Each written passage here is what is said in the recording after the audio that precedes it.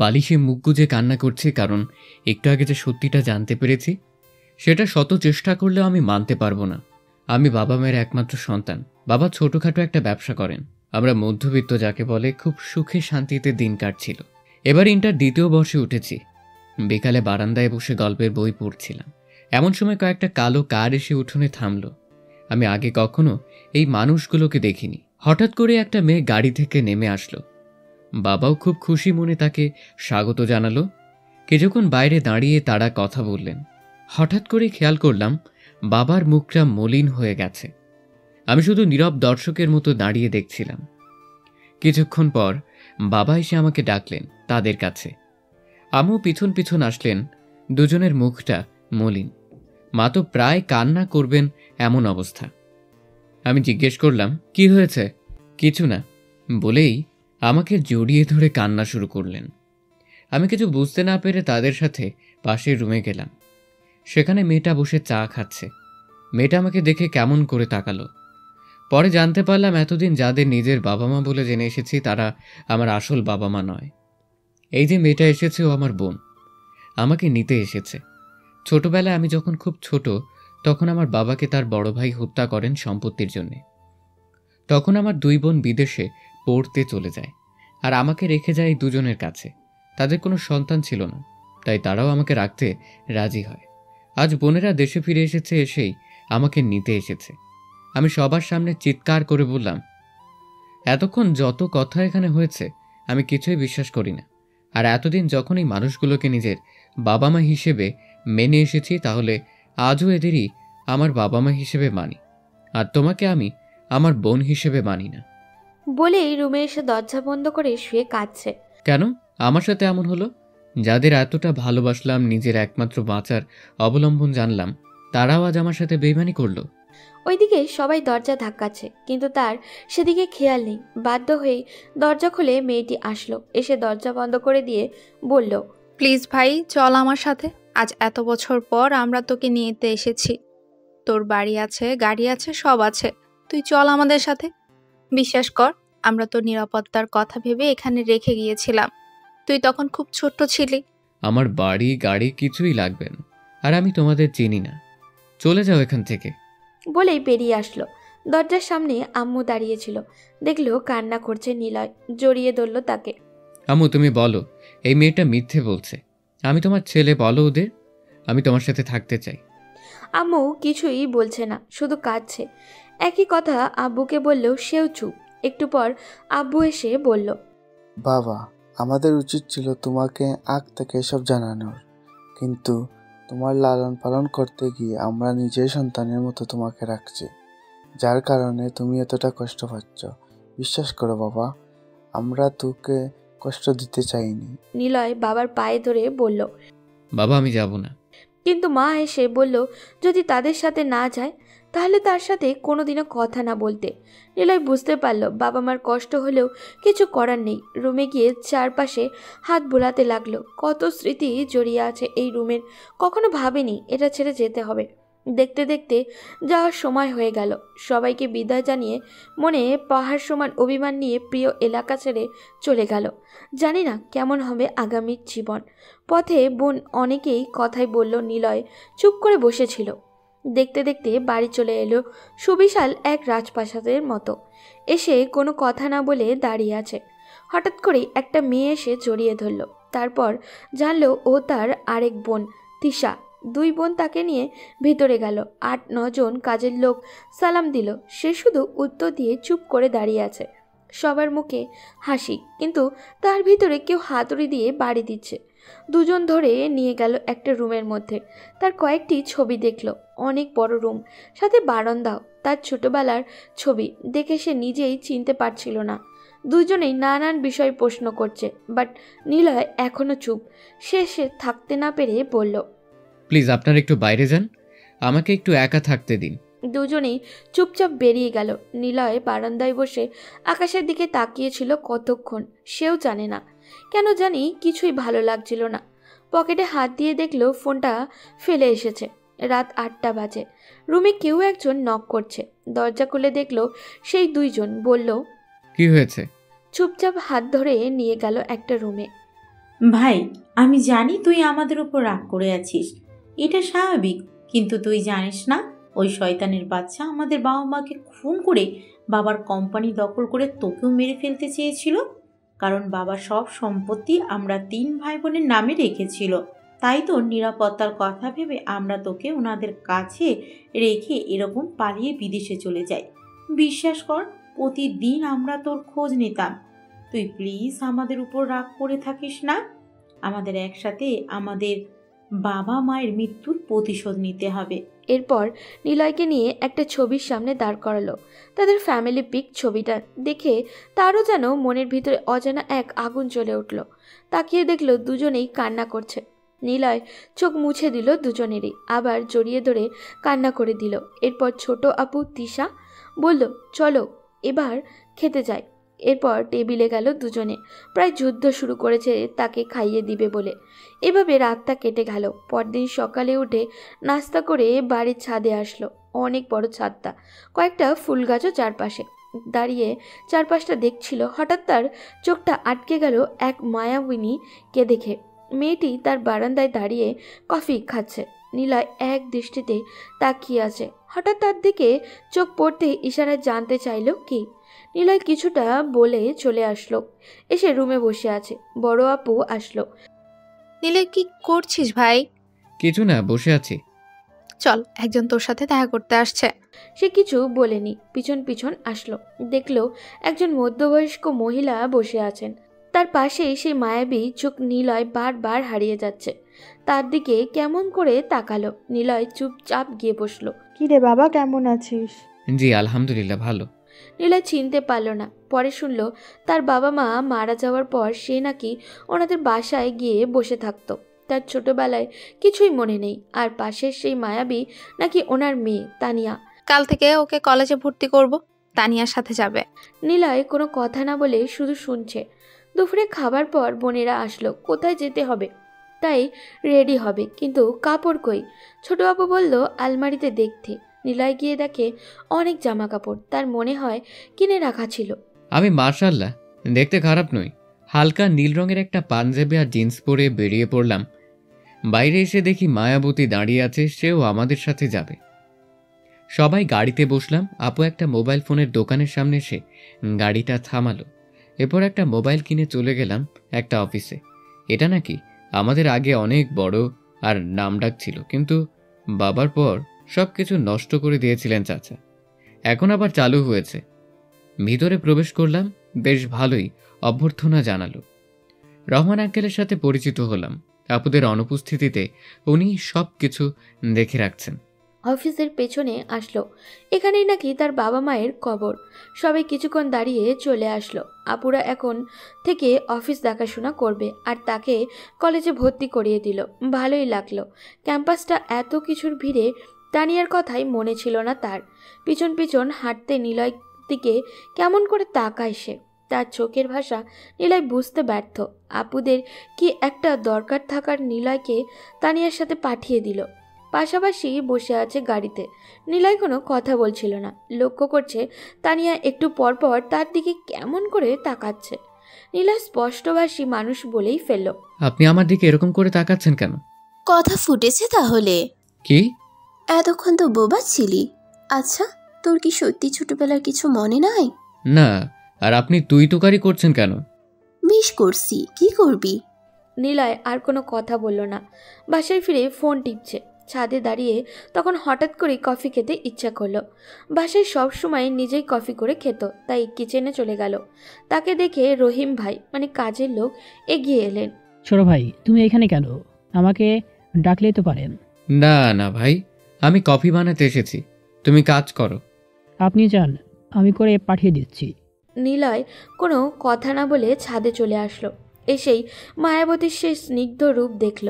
তাকে দেখে ইশারায় কিছু একটা বলল। সে বুঝতে না পেরে জিজ্ঞাসা করলো।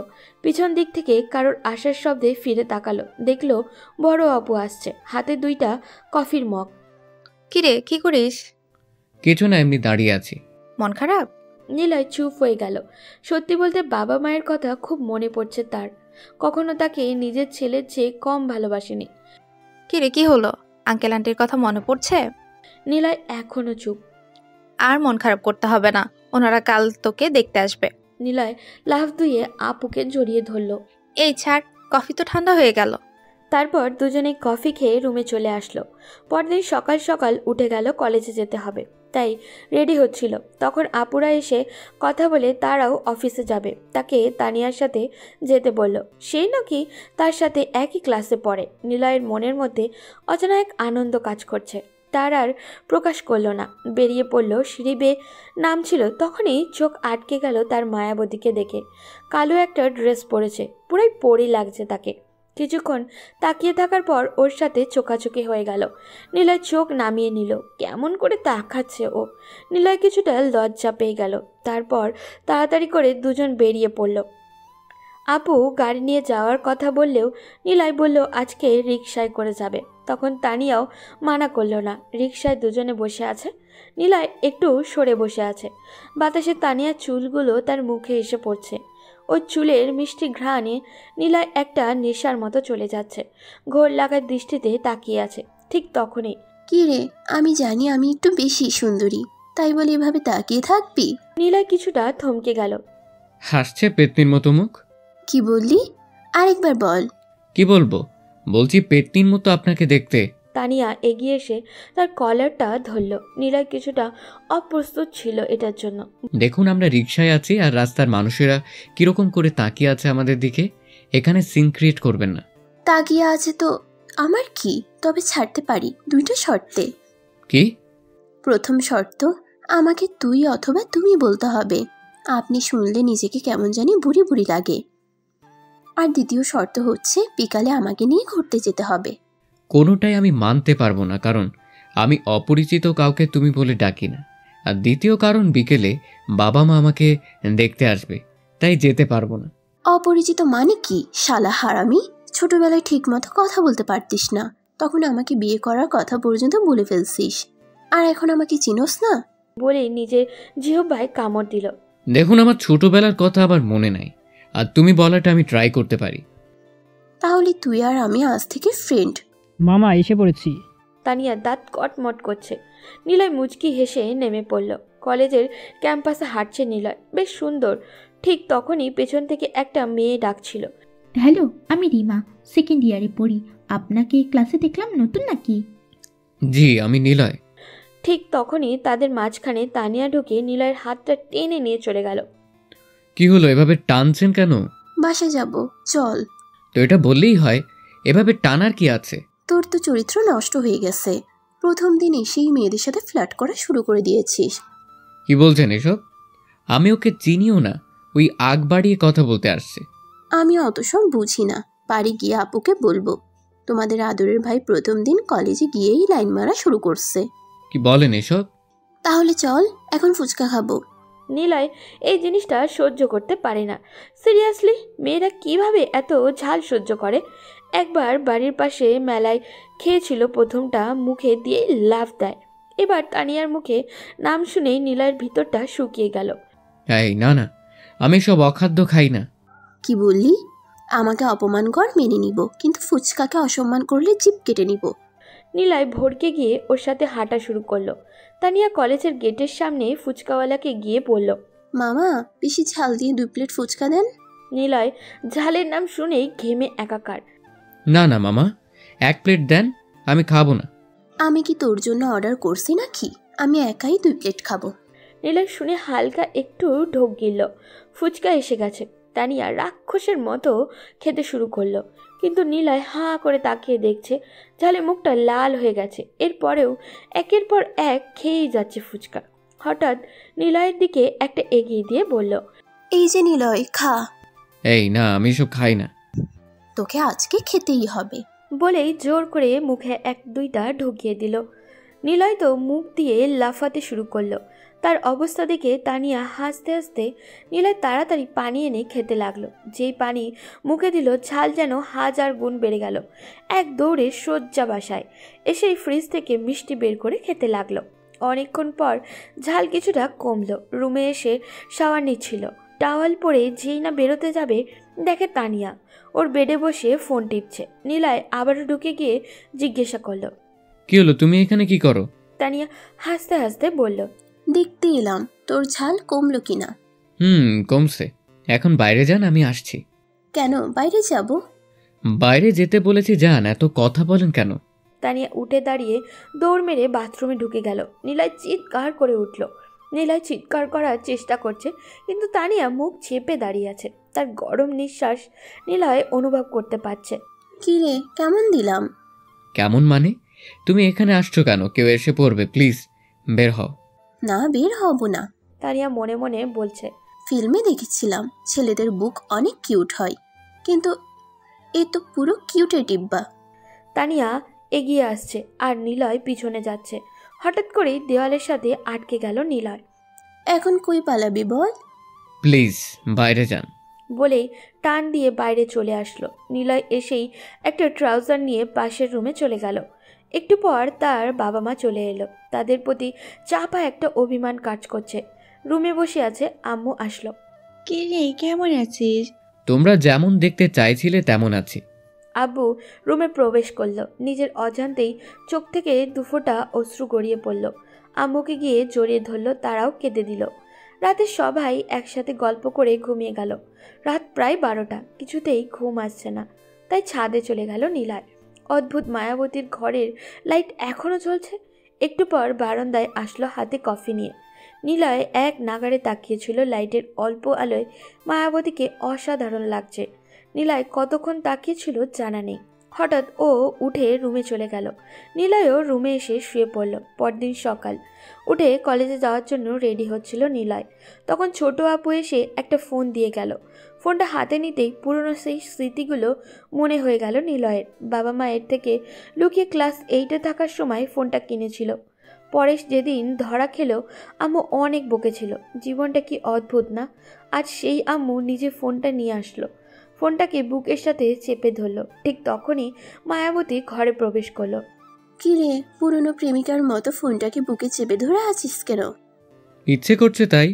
নিলয় নিজের শার্ট খুলতেছে, তখনই ও একটা নীল শার্ট বের করে বলল, এই নে, এটা পর। কেন? আমার যেটা ইচ্ছে হয় সেটা পরবো। তুমি এরকম করো কেন সব সময়? আমি বলছি এটা পরবি মানে এটা পরবি। নিলয় বাধ্য হয়ে পড়ে বেরিয়ে পড়ল কলেজের উদ্দেশ্যে। আজ গাড়ি নিয়ে বেরোলো। ক্লাসে বসে আছে এমন সময় কালকের মেয়েটা আবারও আসলো।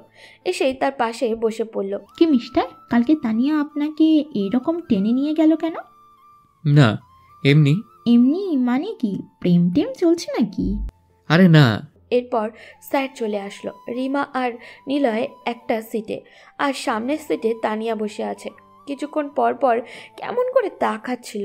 এরই মধ্যে রিমা বলল, নিলয়, তুমি কিন্তু সেই হ্যান্ডসাম। থ্যাঙ্কস।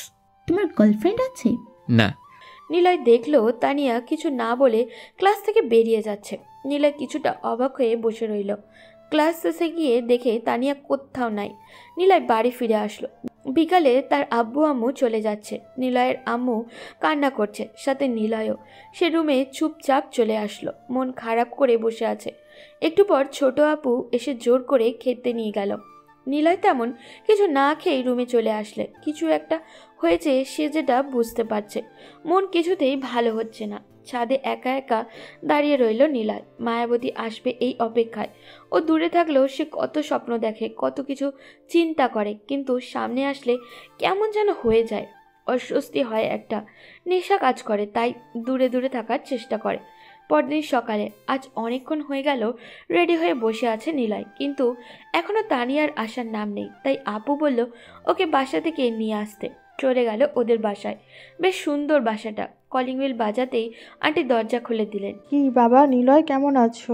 আলহামদুলিল্লাহ ভালো। আপনি কেমন আছেন? ভালো, ভিতরে এসো। আন্টি, তানিয়া কোথায়? ওকে নিতে এসেছি কলেজে। যাবে না? মনে হয় শরীর খারাপ। কাল কলেজ থেকে আসার পর থেকে রুমে শুয়ে আছে, কিছু খেতে যাচ্ছে না। ওর রুমটা কোন দিকে? উপরে গিয়ে বাম পাশের রুমটা। ওকে আমি দেখছি। নিলয় গিয়ে ভয়ে ভয়ে দাঁড়ালো। দরজা খোলা, তাই ঢুকে পড়লো। দেখলো উল্টো হয়ে বাচ্চাদের মতো শুয়ে আছে তানিয়া। নিলয় কেমন যেন হয়ে গেল। নেশাভরা চোখে তাকিয়ে রইল। ঠিক একটা পিচ্ছি পড়ি লাগছে ওকে। নিলয় ডাক দিতে যাবে তার আগেই বলল, কেন এসেছিস সেখানে? কলেজে যাবে না? যাব না, তুই যা গিয়ে প্রেম লীলা কর। কী সব বলছো? যা বলছি ঠিক বলছি। আমি আর তোর সাথে কলেজে যাব না, ব্যাস। প্লিজ বলো কি হয়েছে? আর তুমি কাল থেকে খাবার খাচ্ছ না কেন? আমার সামনে একদম ন্যাকামি করবি না। বাচ্চাদের মতো ভাব নিস, কিছু বুঝো না। আর মেয়ে পাশে নিয়ে বসে তামাশা করো, শালা লুচ্চা বদমাস হারামি। দেখুন, আমাকে যা বলুন বলুন, কিন্তু আমার চরিত্র নিয়ে কথা বলবেন না। আর আমার যার সাথে ইচ্ছে কথা বলবো বসবো, তাতে তোমার কি? তানিয়া এবার টান দিয়ে নিলয়ের কলারটা চেপে ধরল। আমার কি না? আমার সব কিছু। মানে? তুই কি সত্যি কিছু বুঝিস না? কি বুঝবো? দাঁড়া, তোকে একটা জিনিস দেখাই। তানিয়া বালিশের নিচ থেকে একটা ফটো অ্যালবাম বের করে আনলো। নিলয় দেখলো এতে তার ছোটবেলার অনেক পিক। নিলয় কিছুটা অবাক হয়ে এলো তার সাথে একটা মেয়েকে দেখে। নিলয়, তোকে যেদিন নিয়ে যাই সেদিন থেকে তোর এই স্মৃতি প্রতিদিন বুকে নিয়ে ঘুমাই আর অপেক্ষা করি কোন দিন তুই আসবি। আমি তোকে ভালোবাসি Niloy. I love you more than my life. Niloy স্তব্ধ। সে জানে না আগামীকাল তার জীবনে কি ঘটতে চলেছে, তাই সে বলল, চাই না আমার বিষাক্ত জীবনে কাউকে জড়িয়ে তার জীবনকে বিষাদময় করতে। তাই কিছু না বলেও রুম থেকে বের হয়ে চলে আসলাম। পেছন থেকে ডাকছিল, কিন্তু আমি না শুনেই হাঁটছিলাম।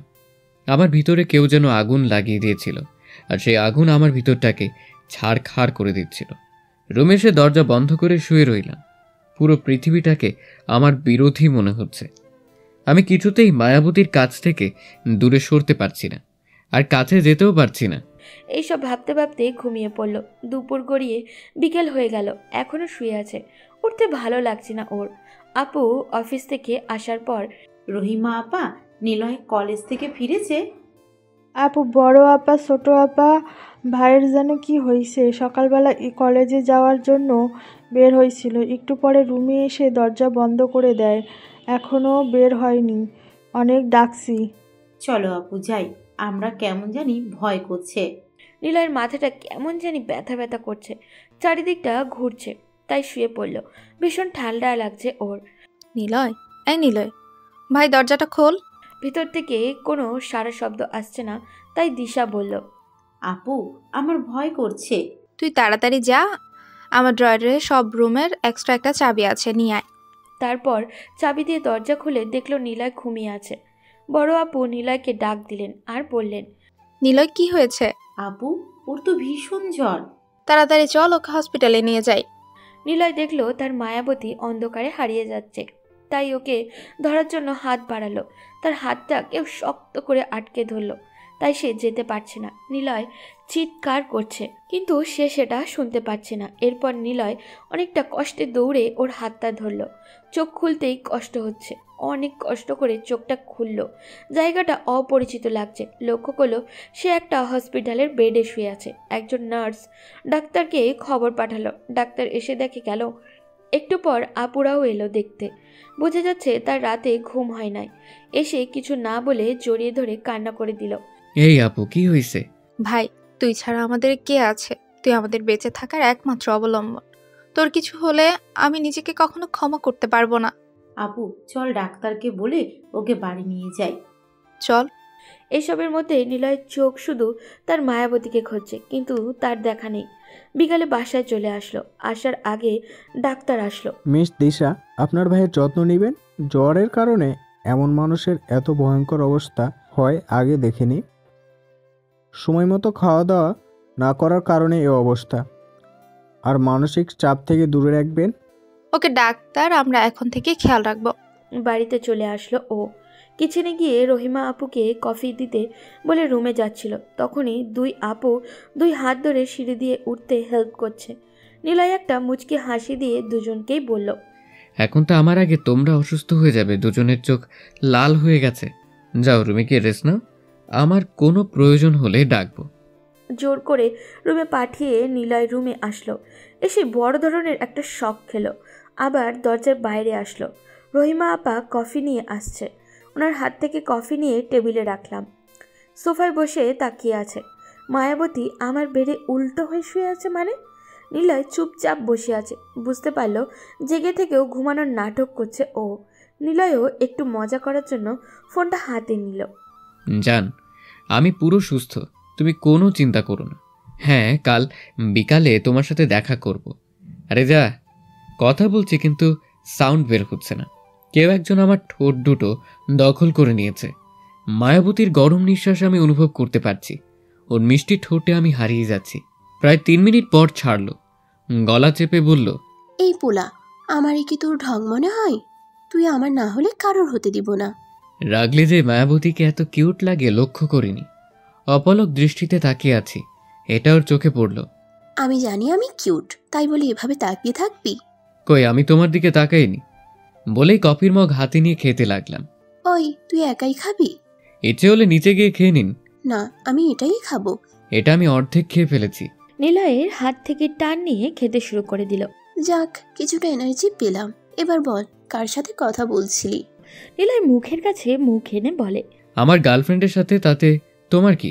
আমারই তো সব। আজ তোকে এমন হাল করব, কোনোদিন আর কোনো মেয়ের দিকে তাকাবি না। হ্যাঁ, কি বলো? আমি কিন্তু আপুকে ডাক দিব। তো আমার কি, ডাক দে। নিলয় লাফ দিয়ে দরজার কাছে যাওয়ার চেষ্টা করলো, কিন্তু তার আগেই ও দরজার সামনে চলে গেল। আয় দূরে সরো, এটা ঠিক না। নিলয় পিছাতে পিছাতে বলল, কিন্তু কে শুনে কার কথা? ও নিলয়ের দিকে এগিয়ে আসছে। তানিয়া নিলয় বিছানার কাছে চলে গেল, ধাক্কা দিয়ে নিলয়কে ফেলে উপরে উঠে বসলো। ও বাগো, মেরে ফেললো। এই, আরেকবার চিৎকার করলে মেরে ফেলবো। ওর ঠোঁট দুটো নিলয়ের মুখের কাছাকাছি নিয়ে আসলে নিলয় মুখ সরিয়ে নিল, কিন্তু জোর করে কিস করলো। নিলয়, চলো বাবু, বিয়ের আগে প্র্যাকটিসটা করে নেই। নিলয় বিছানা থেকে সর্বোচ্চ শক্তি দিয়ে লাফ দিল।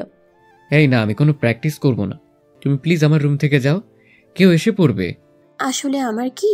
তোমার কিছু না হলেও আমার অনেক কিছু হয়ে যাবে। যেতে পারি একটা শর্তে। আমি কোনো শর্ত মানতে পারবো না। তাহলে চলো, আজ এখানেই থেকে যাই। বলো, কি শর্ত? এই তো আমার কিউট বাবু, তোমাকে এখন আমাকে প্রপোজ করতে হবে এবং একটানা 10 মিনিট জড়িয়ে ধরে রাখতে হবে। অসম্ভব, আমি কিছুতেই পারবো না। তাহলে আমিও যাব না। জীবনে কখনো কারো উপর খুব বেশি নির্ভর হওয়া ঠিক নয়, কারণ অন্ধকারে নিজের ছায়াও নিজেকে ছেড়ে চলে যায়। আর আমার জীবনে এমনই এক পরিস্থিতির সম্মুখীন হতে হবে যেখানে হয়তো আমার জীবন হারাতে হবে। আমি চাই না আমার মায়ায় জড়িয়ে কারো জীবন নষ্ট করতে। পৃথিবীতে মৃত লাশ দেখে সবাই কাঁদে, কিন্তু জীবিত লাশের দিকে কেউ ফিরেও তাকায় না। ভালোবাসার সমুদ্রে একবার হারিয়ে গেলে সেই সমুদ্রের কোনো তীর পাওয়া যায় না, চারদিকে কোনো সীমারেখা থাকে না। ঠিক সেই মুহূর্তে কোনো এক ঝড় এসে সব ওলটপালট করে দেয়। তখন দুইজন দুই তীরে বসে বেঁচে থেকেও মৃত হয়ে যায়। তাই এখনো বলছি, চলে যাও, তুমি আমার থেকে অনেক ভালো ছেলে পাবে। আমার তোর থেকে ভালো ছেলে চাই না, তোকেই চাই। ভালোবাসার মানুষের সাথে যেমন বেঁচে থাকা যায়, ঠিক তেমনই তার সাথে নির্ভয়ে প্রাণ দেওয়া যায়। আল্লাহ না করুক, যদি কখনো এই দিন সামনে এসে যায়, কথা দিলাম তোকে ছেড়ে কোথাও যাব না। আমার জীবন রবীন্দ্রনাথের সেই বিখ্যাত উক্তির মতো হয়ে গেছে, পৃথিবীতে বালিকার প্রথম প্রেমের মতো সর্বগ্রাসী প্রেম আর কিছুই নাই। প্রথম যৌবনে বালিকা যাকে ভালোবাসে তাহার মতো সৌভাগ্যবানও আর কেহই নাই। যদিও সেই প্রেম অধিকাংশ সময় অপ্রকাশিত থেকে যায়, কিন্তু সে প্রেমের আগুন সব বালিকাকে সারা জীবন পোড়ায়। তোর বিরহ আমাকে প্রতিনিয়ত পোড়াচ্ছে, প্লিজ আমাকে ফিরিয়ে দিস না। জানি না তোমায় ধরে রাখতে পারবো কিনা, তবে আজ কথা দিলাম, যতদিন এ দেহে প্রাণ আছে তোমার পাশে থাকবো। হবে কি আমার মায়াবতী? তানিয়া নিলয়কে শক্ত করে জড়িয়ে ধরল। কি হলো, কান্না করো কেন? আমার ইচ্ছা হয়েছে তাই। তানিয়া সরে যেতে নিলে নিলয় আবারও শক্ত করে চেপে ধরল। এখনো 10 মিনিট হয় নাই ম্যাডাম। তুই আমাকে কখনো ছেড়ে যাবি না তো? একমাত্র মৃত্যুই আমাকে তোমার কাছ থেকে সরাতে পারবে। কাউকে না পেলে জীবন কখনো শেষ হয় না, কিন্তু কাউকে পেয়ে আবার হারালে জীবনের আর কিছু বাকি থাকে না। এতদিন তোকে কাছে না পাওয়ার আক্ষেপ ছিল, কিন্তু এখন তোকে হারানোর ভয় কাজ করছে। তখনই দরজায় কেউ নক দেয়। দরজায় কেউ নক দেওয়ার কথা শুনে নিলয়ের গলা শুকিয়ে গেল। এই, কেউ দরজায় ডাকছে। তো খুলো। কি বলো? এখন কি করব? এই, তুমি লুকিয়ে পড়ো। কি বলিস? আমি কি চুরি করতে আসছি? তানিয়া এগিয়ে গিয়ে দরজা খুলে দিল। কিরে তানিয়া, কখন আসলি? তানিয়া নিলয়ের দিকে তাকিয়ে দুষ্ট হাসি দিচ্ছে। নিলয় তো চিন্তায় পুরাই শেষ। আপু, এই তো একটু আগে আসলাম, ওর সাথে গল্প করছিলাম। আচ্ছা চল, এখন আর খেয়ে যাবি? আমি নিজ হাতে রান্না করেছি ভাইয়ের জন্য। তাহলে চলো, তোমার ভাইয়ের আগে আমি খাবো। নিলয় এখনো একটা ঘোরের মধ্যে ছিল। মনটা কিছুটা শান্ত হলো ওর। যাক, কিছু বলে নাই। এই মেয়েটাকে মোটেই বিশ্বাস নেই, কখন যে কি করে বসে। কি রে, চল। চলো। নিলয় নিচে গিয়ে দেখলো বিরাট আয়োজন। নিলয়ের পছন্দের চিকেন ফ্রাই, আরও চিকেন বিরিয়ানি, আরও কত কি। কিন্তু আপু কি করে জানলো নিলয়ের চিকেন বিরিয়ানি পছন্দ? নিলয় বসতে বসতে বলল, আপু তুমি কি করে জানলে আমার এসব পছন্দ?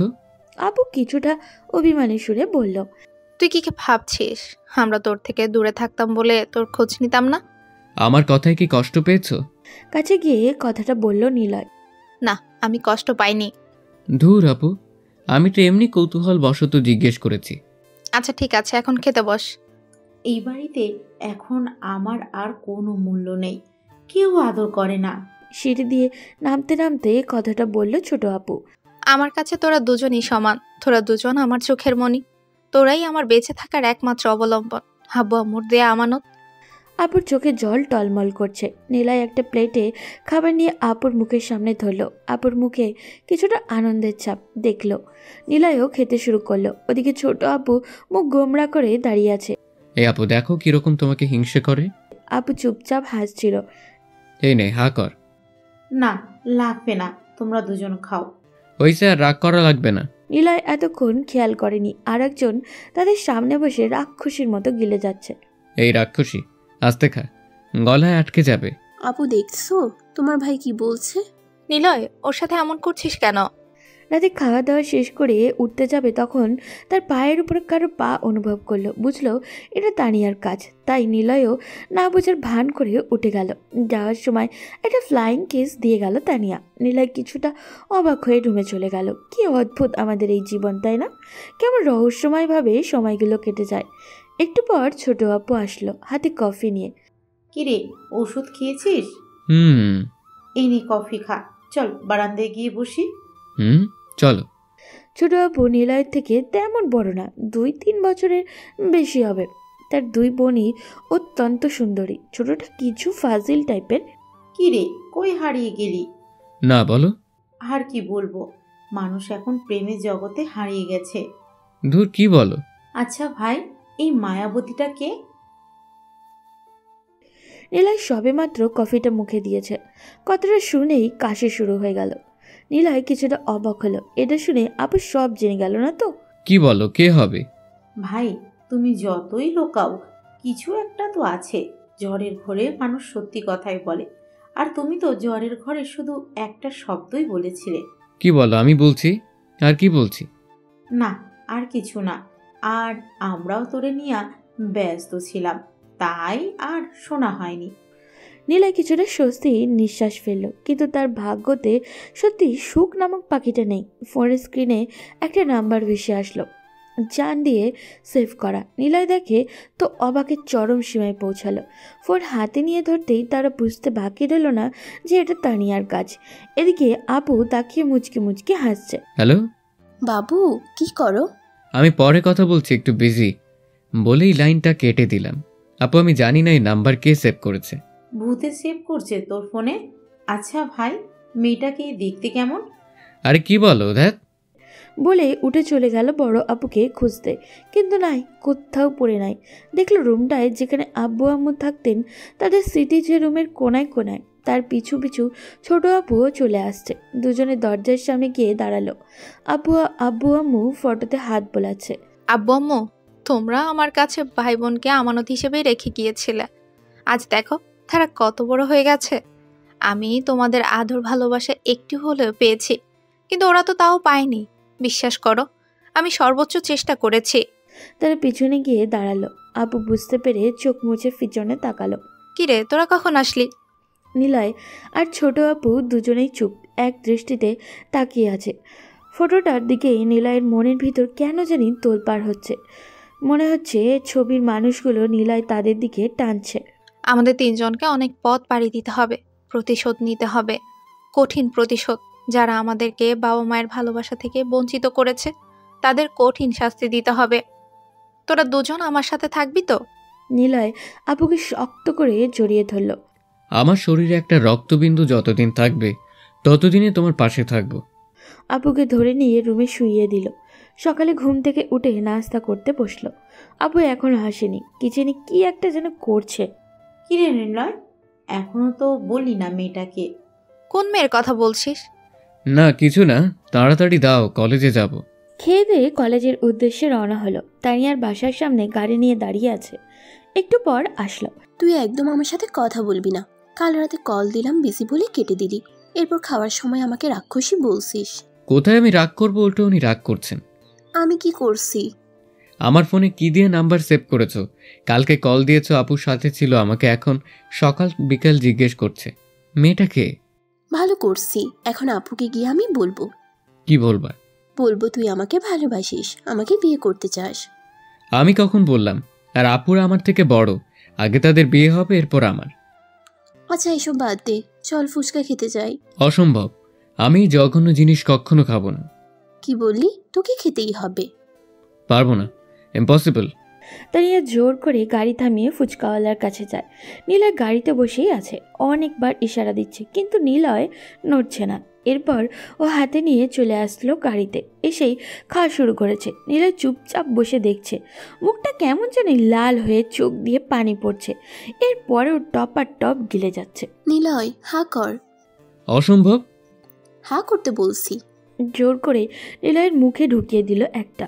নিলয় আগের দিনের মতো আজও লাফ দিয়ে উঠল।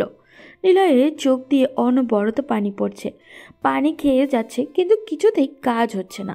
নিলয় কোনো কিছু না ভেবে তানিয়ার ঠোঁট জোড়া চেপে ধরল।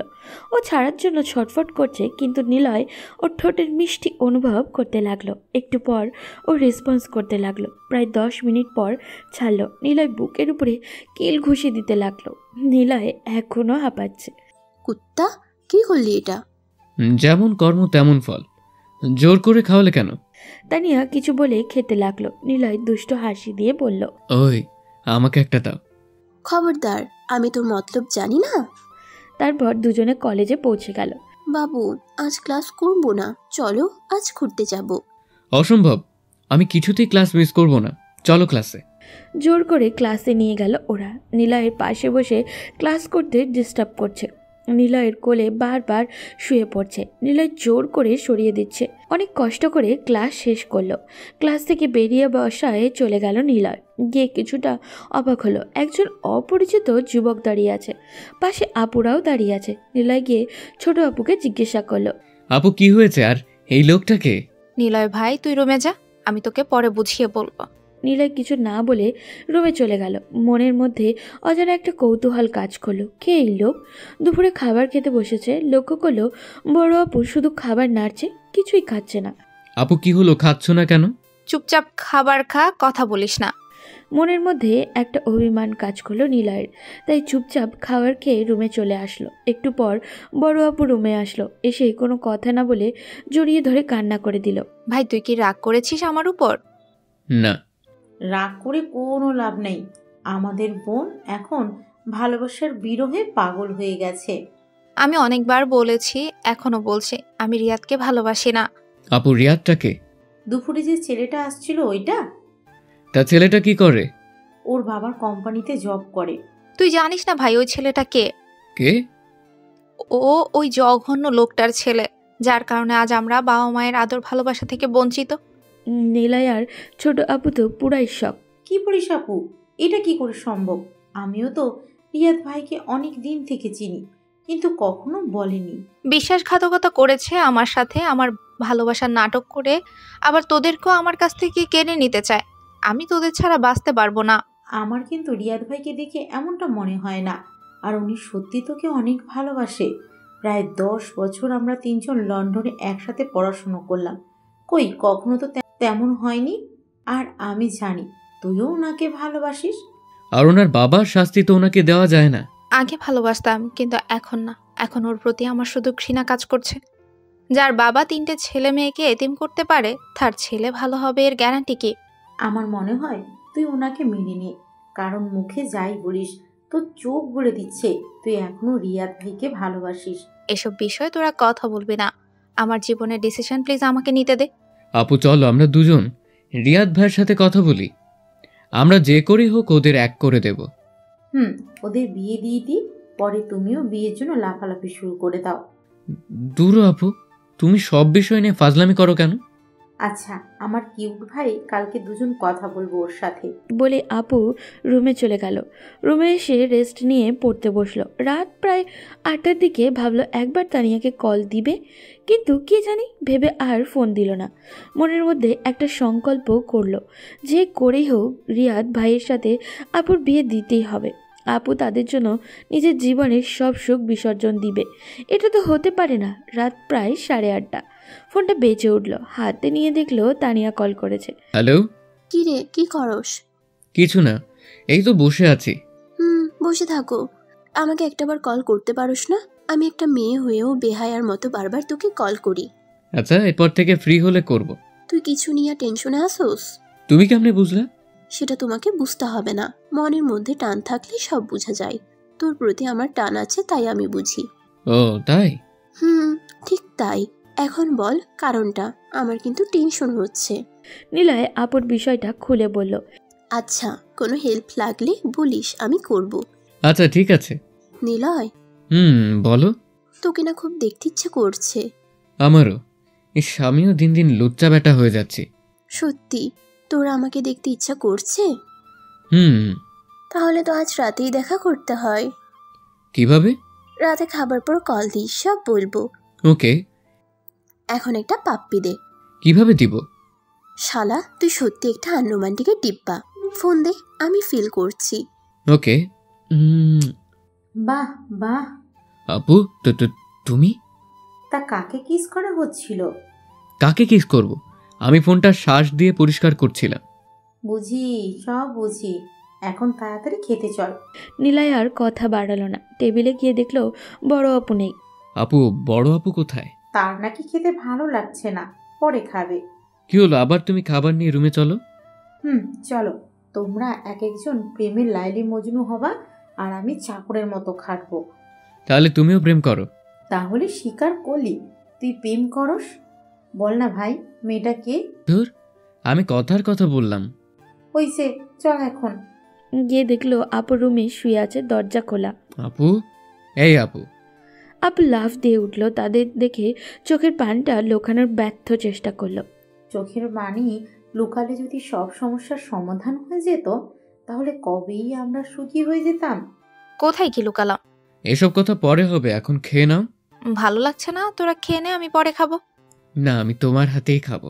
আমিও নইলে আমরাও আজ খাবো না। তাদের কথা শুনে বড় আপু মুচকি হেসে খাবার প্লেটটা হাতে নিল। তিনজনে খাবার খেয়ে বসে আছে। তোরা সবসময় হাসি খুশি থাক, এটাই আমার চাওয়া, আর কিছুই চাই না। আর আমরা কি চাই জানো?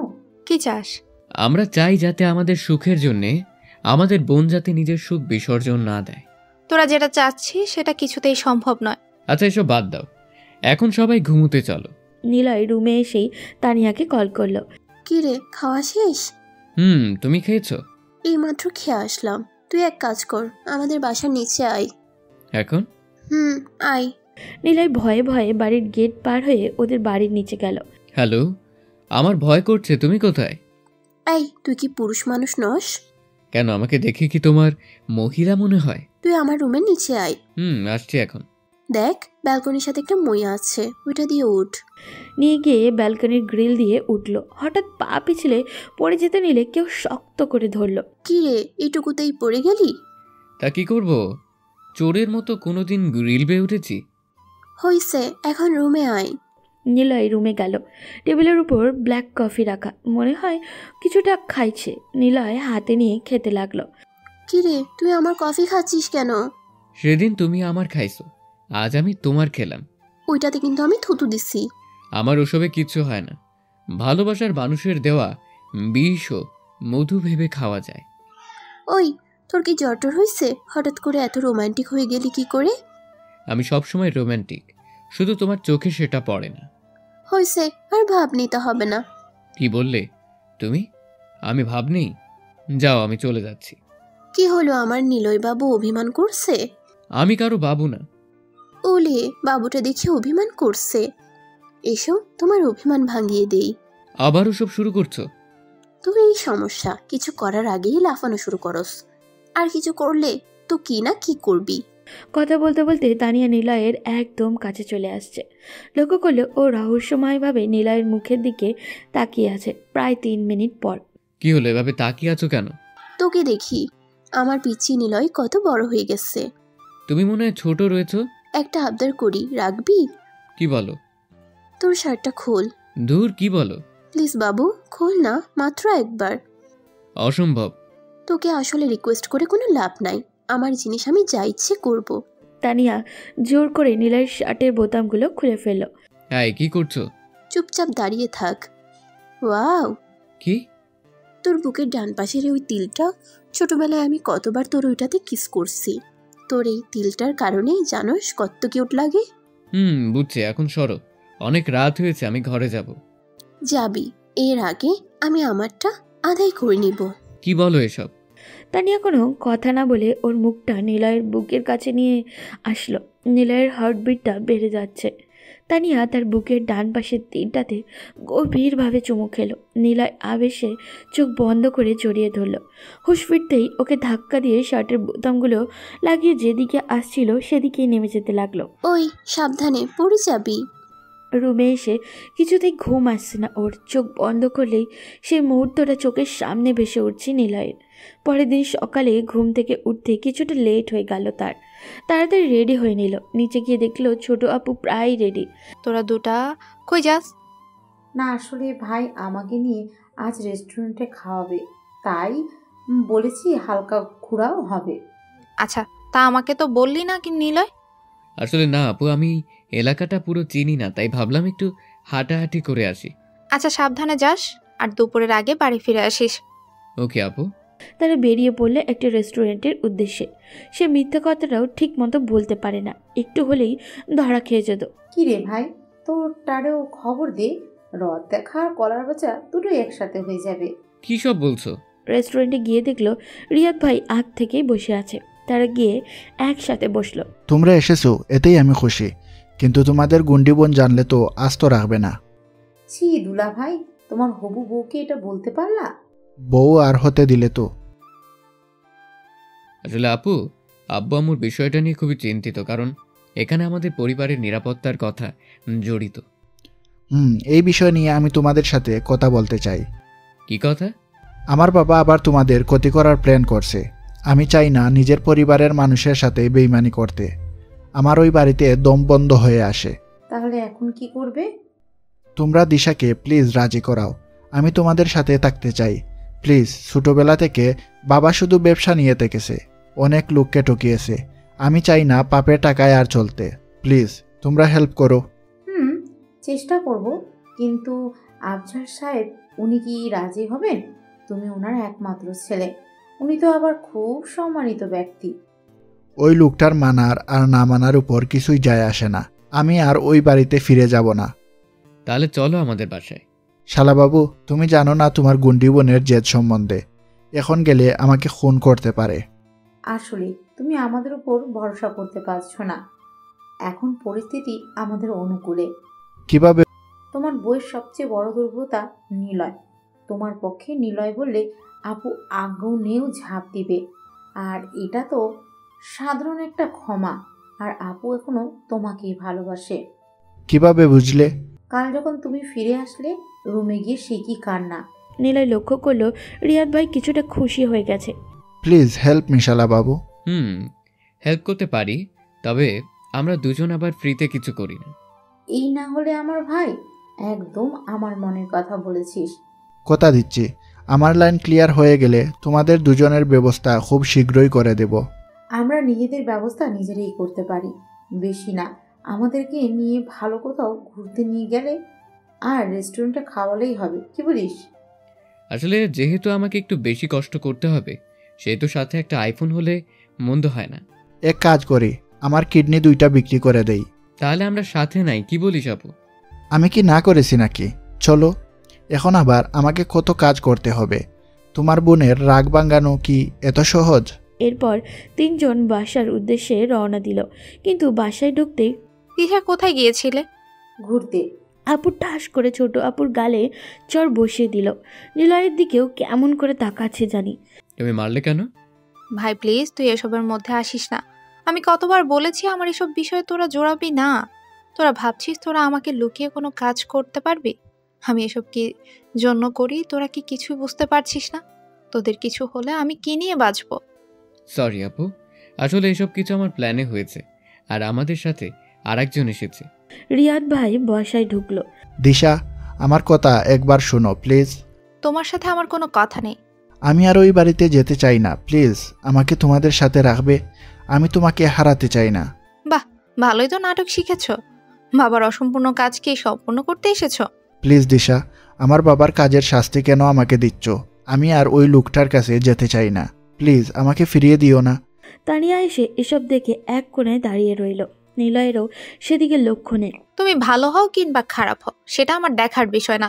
তোমার সাথে আমাদের কোনো সম্পর্ক নেই। এসব আবেগ কিছুদিন হলেই কেটে যাবে। রিয়াদ ভাই গিয়ে আপুর সামনে হাঁটু গেড়ে বসে। আমাকে তোমাদের বাড়ির কাজের লোক বানিয়ে হলেও রেখে দাও। ওই দুর্নীতির টাকায় আর খেতে চাই না। আপু, আজ তোমাকে একটা কঠিন সিদ্ধান্ত নিতে হবে। কি বলিস ভাই? আমি যা বলছি ভেবেই বলছি। হয় ওনাকে এই বাড়িতে রাখবে, নয়তো ওনার সাথে আমিও চলে যাব। প্লিজ ভাই, এমন শর্ত দিস না। তোর যা ইচ্ছে কর, শুধু আমাকে ছেড়ে যাস না। বলেই রুমে চলে গেল দিশা।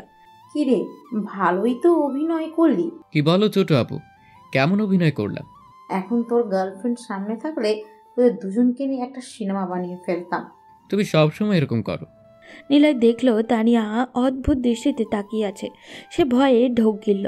দুলাভাই, কি হলো, কাজ এখানেই শেষ নাকি? না, একটু রেস্ট নিচ্ছি, হাঁপিয়ে গেছি।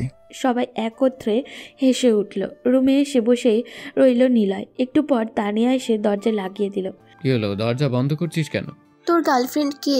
কেন তুমি? তাহলে আপু কার কথা বলল? নিলয় সেদিনের সব ঘটনা খুলে বলল। তানিয়া হেসে উঠল।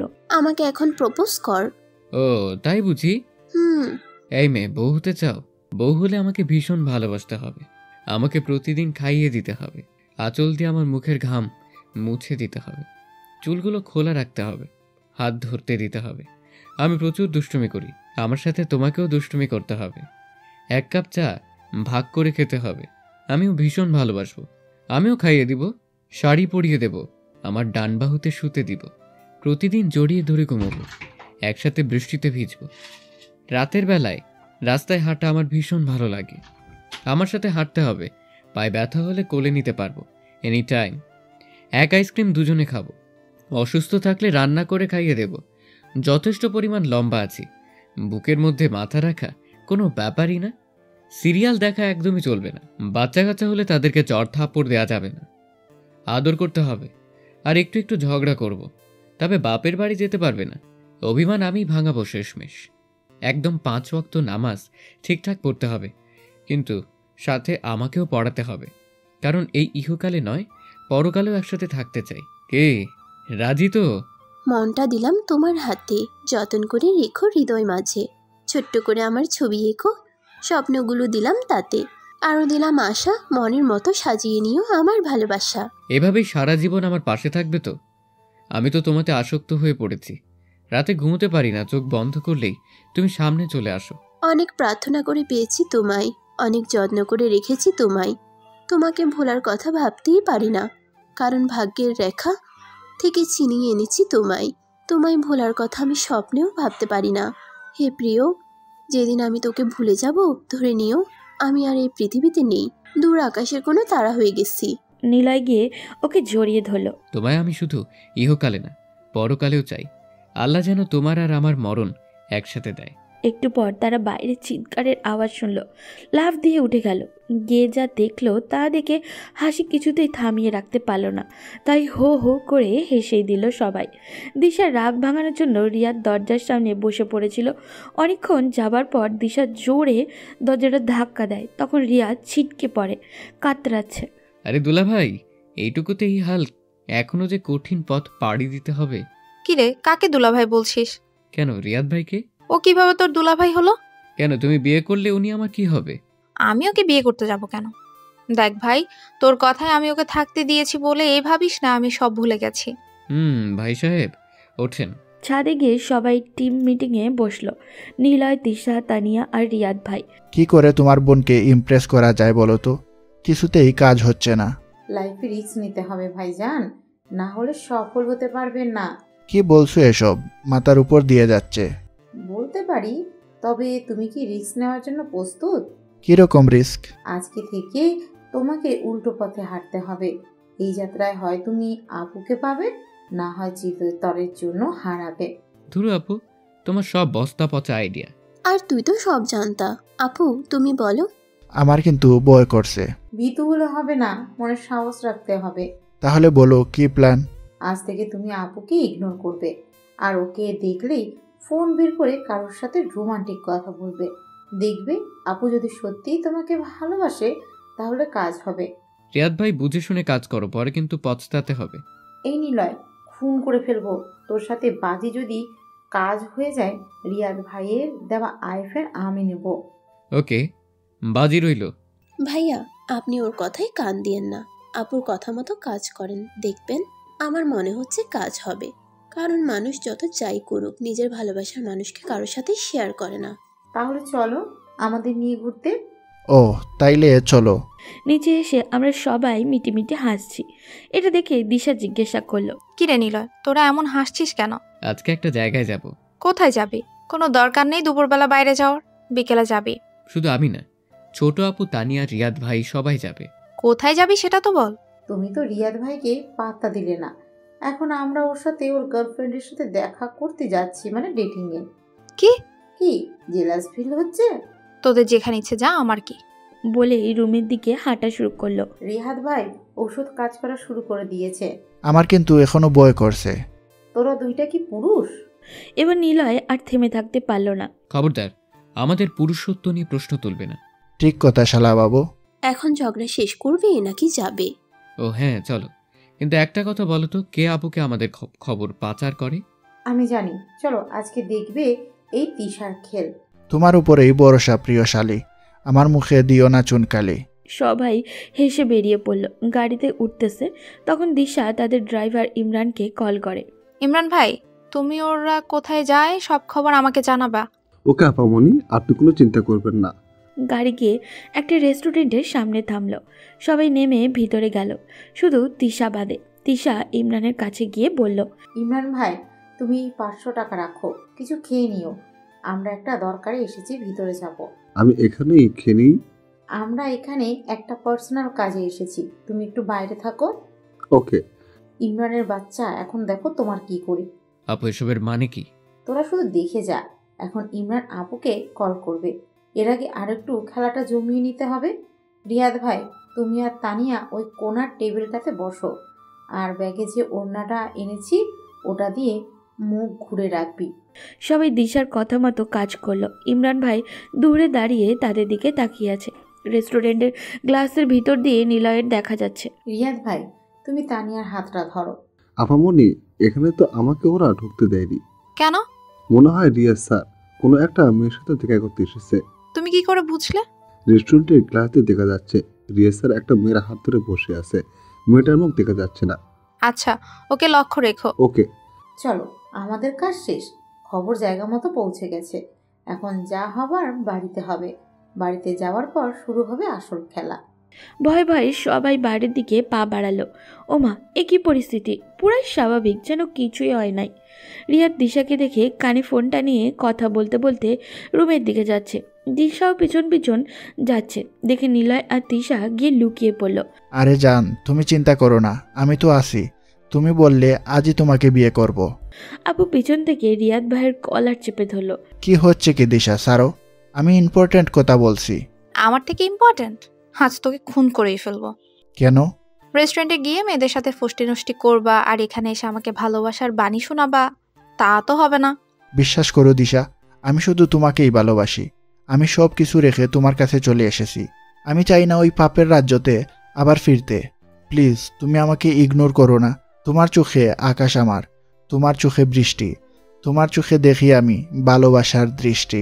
ওমা তাই? ক্ষমা করতে পারি, একটা শর্ত আছে। বলে দেখো, জীবন দিয়ে দেব। এখন সারাদিন কান ধরে উঠবোস করো। কি? কান ধরে উঠবোস করতে বলেছি, এই না বললা জীবন দিয়া দিবা। রিয়াদ কান ধরে উঠবোস করছে আর নিলয় আর তিশা দাঁড়িয়ে দাঁড়িয়ে মজা দেখছে। দেখো রিয়াদ, তোমাকে আমি একটা সুযোগ দিচ্ছি, তাই বলে ভেবো না আমি তোমার উপর নজর রাখবো না। আমার কাছে সবার প্রথমে আমার ভাই বোন, তারপর সবকিছু। যদি তোমার কারণে কখনো আমার ভাই বোন কষ্ট পায়, তাহলে সেদিন তোমার জীবনে শেষ দিন হবে। আজ তোমার সামনে কথা দিচ্ছি, ওরা আমারও ভাই বোন। ওরা বাবা মায়ের আদর ভালোবাসা পায়নি তো কি হয়েছে, আমরা দুজন ওদের আগলে রাখবো। এখন কান ছাড়ো। দিশা যেই রিয়াদ ভাইকে জড়িয়ে ধরেছে, নিলয়রাও লাফ দিয়ে উঠল। কিরে, তোরা এখানে কেন? বারে, তোমরা শান্তিতে প্রেম করবা আর আমরা আমাদের প্রাপ্যটা নিতে আসবো না? কিসের প্রাপ্য? এই যে তোমাদের মিল করতে কতটা অভিনয় করতে হলো। কিসের অভিনয়? এটা তুমি বুঝবে না বনু, ওটা আমাদের ব্যাপার। কি দুলা ভাই? বোন, তোদের পায়ে পরে আসিস। একটা রোমান্টিক মোমেন্ট দিলি তো নষ্ট করে। আমরা আমাদের প্রাপ্য না পেলে কোথাও যাব না। যাও, আজ রাতে আমার পক্ষ থেকে পার্টি দিলাম। সেইখানে আরো একটা ঘটনা ঘটবে। আজকে রাতের পার্টিতে আর কি ঘটনা ঘটবে জানতে হলে আমাদের সাথেই থাকুন, আর কমেন্ট করে জানান গল্পটি আপনাদের কাছে কেমন লেগেছে। দ্বিতীয় পর্ব খুব তাড়াতাড়ি আপলোড দিব, তাই সবাই আমার চ্যানেলটি সাবস্ক্রাইব করে সাথেই থাকবেন।